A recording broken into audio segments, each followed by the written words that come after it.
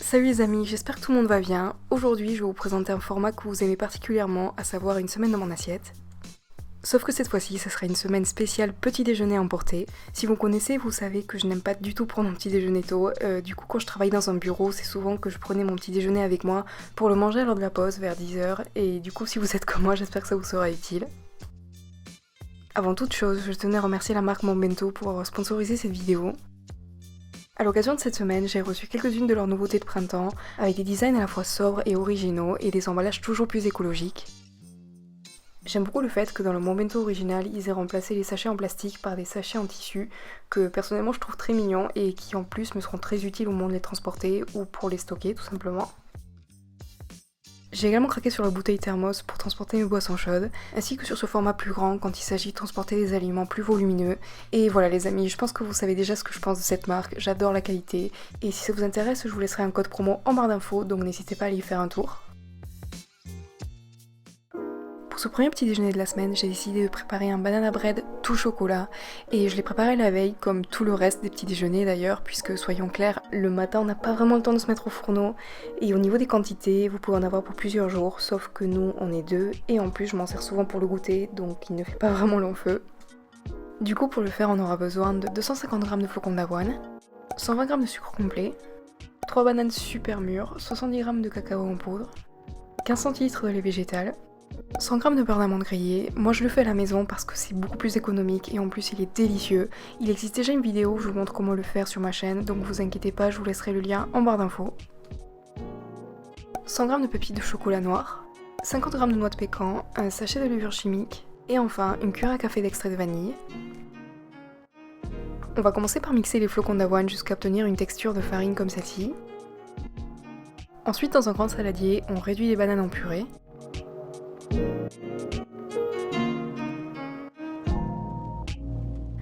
On ajoute tous les ingrédients liquides ainsi que le sucre. Une fois qu'on a bien mélangé, on ajoute le cacao, la farine d'avoine et la levure. On mélange à nouveau et on finit par incorporer les noix de pécan hachées ainsi que les pépites de chocolat.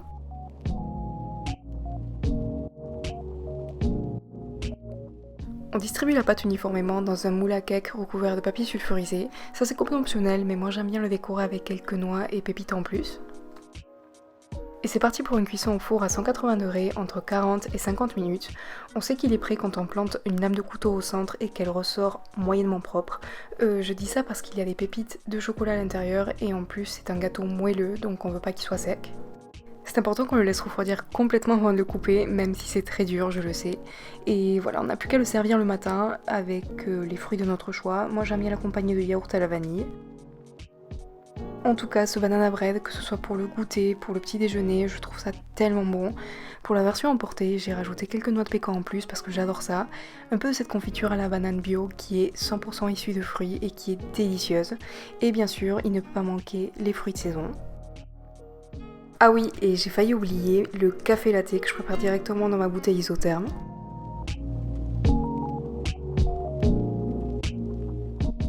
Pour cette deuxième journée, je suis partie sur quelque chose de super simple et pratique, à savoir ces boules d'énergie protéinée.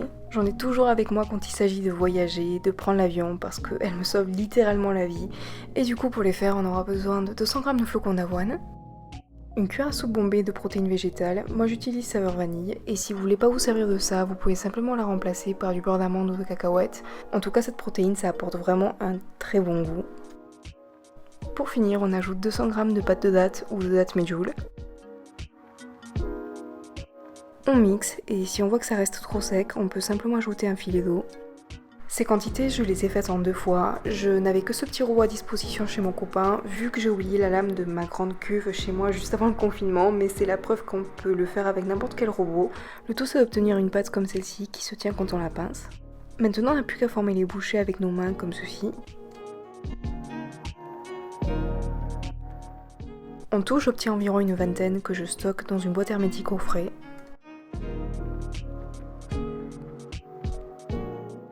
Les matins, quand on n'a pas le temps, il suffit simplement de les embarquer avec quelques fruits, des fruits secs. Et voilà, c'est ce que j'appelle quelque chose de simple et efficace. Sinon, quand on a le temps et qu'on reste chez soi, moi j'aime beaucoup m'en servir pour agrémenter mes bols de fruits et de yaourt. Pour ce 3e jour de la semaine, je suis partie sur une idée salée, ces galettes de patates douces printanières. On va commencer par peler et couper en cubes 500 g de patates douces. Ensuite, on les fait bouillir pendant 15 minutes ou jusqu'à ce qu'elles soient bien tendres.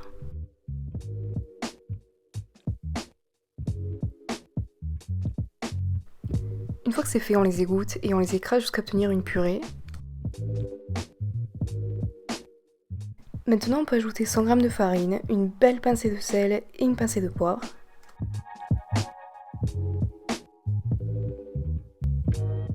On mélange bien jusqu'à ce que ce soit homogène et ensuite on peut incorporer 100 g de légumes de notre choix. Moi j'utilise des petits pois et des fèves qui sont déjà cuits. Ainsi qu'un bloc de 100 g émietté de tofu lacto-fermenté au pesto qu'on trouve au magasin bio.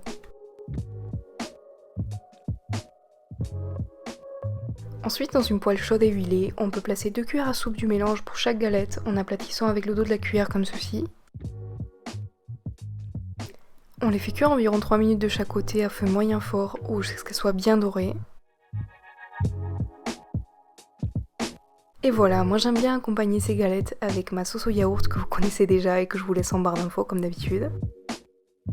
Les amis, ces galettes sont tellement bonnes, vous pouvez les décliner de 1000 manières. Évidemment, vous pouvez les préparer en grande quantité et les congeler. En tout cas, elles sont aussi bonnes le lendemain et du coup pour la lunchbox, c'est très pratique. On a juste à les emballer avec un peu de salade, la sauce, des crudités, des fruits de saison et des noix. Et voilà, on a là un petit déjeuner / brunch super équilibré et délicieux. Pour ce 4e jour de la semaine, j'ai décidé d'unir 2 recettes que j'aime beaucoup, à savoir le tiramisu et le porridge. Dans un grand récipient, j'ai mélangé ensemble 100 g de flocons d'avoine, 200 g de yaourt soja saveur amande, je trouve que ce goût d'amande est très important pour remplacer un petit peu le goût de l'amaretto. 12 centilitres de café, moi je le fais simplement couler à la machine et je le laisse refroidir légèrement. 23 centilitres de lait d'amande ou de soja saveur amande comme moi. Et enfin, une cuillère à soupe de protéines en poudre saveur mocha, et si vous voulez pas en mettre, vous inquiétez pas, je vous laisserai le substitut en barre d'infos.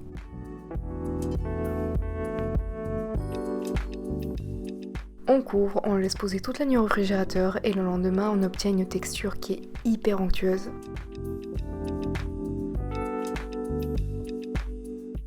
Je le sers et je le décore avec un peu de cacao amer en poudre, du yaourt végétal à la vanille, quelques tranches de banane et je finis par ajouter un peu de mon beurre d'amande par-dessus.